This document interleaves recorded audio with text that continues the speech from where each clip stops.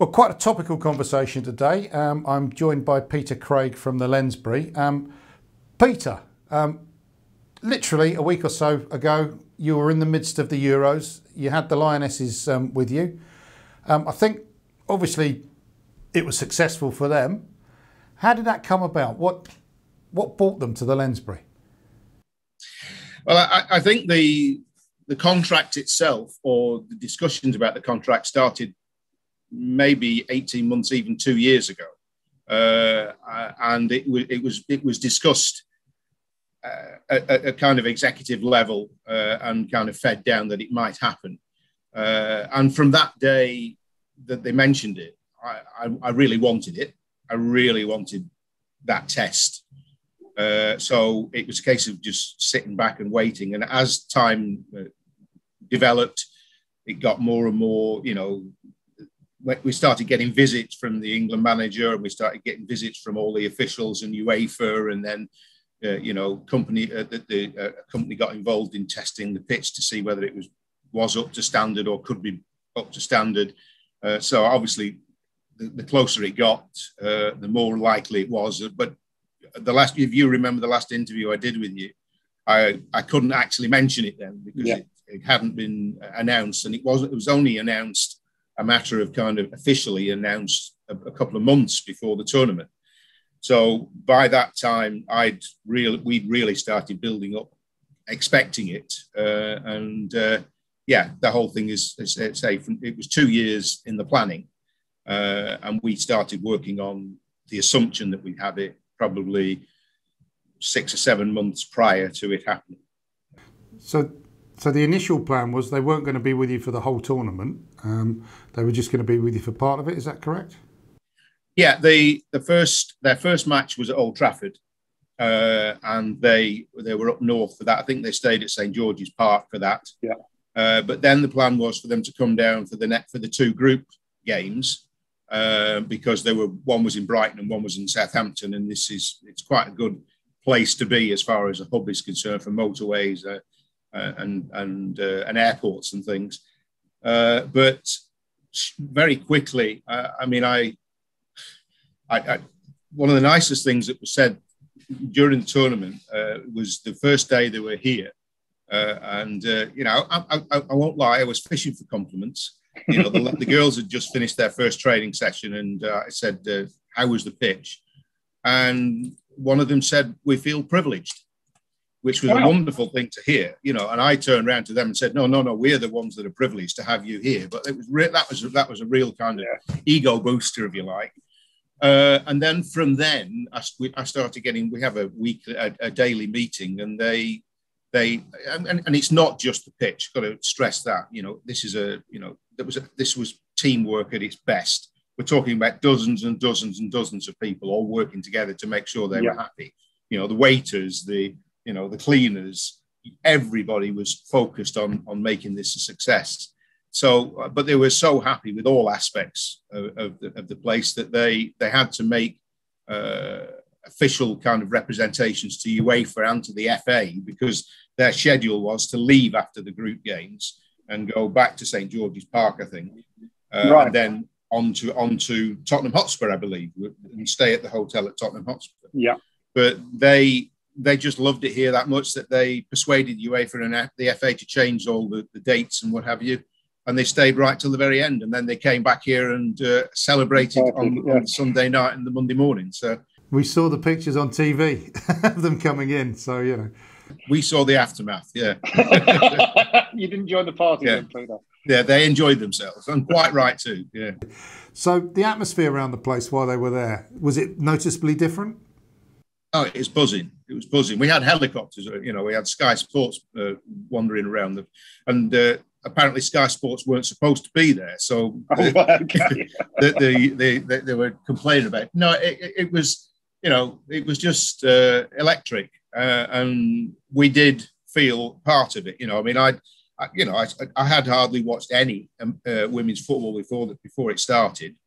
And by the end of the tournament, the second group match, I think it was Spain. Yeah.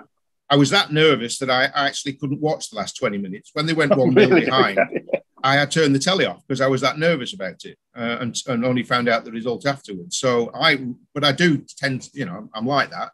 And so were the rest of us, and and they were very, very nice to everybody while they were here. They let us know that they were happy. That's good. So on the Saturday before the final, Serena, the manager, came over with a signed shirt, with all the players' signed shirt, and gave it to me. Oh, wow. Presented it to me on the pitch, and. So you're going to frame it, or is it on eBay? Well, no, it's definitely not on eBay.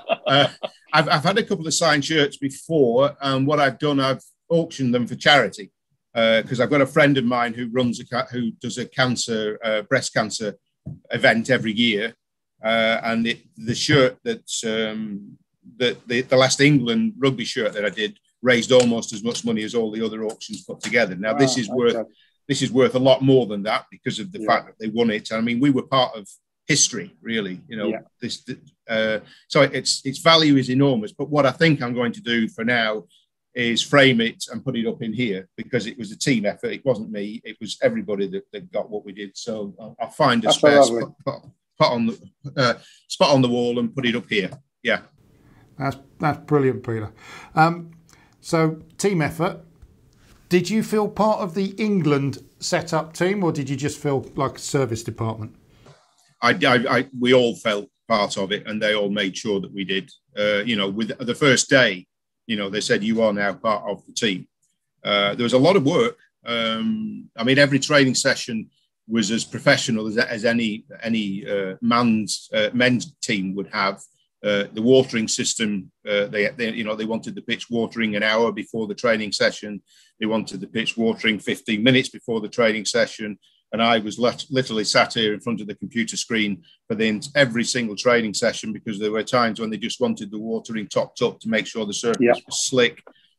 So there was that involved. The pitch was cut every day for 3 weeks, and quite often double cut.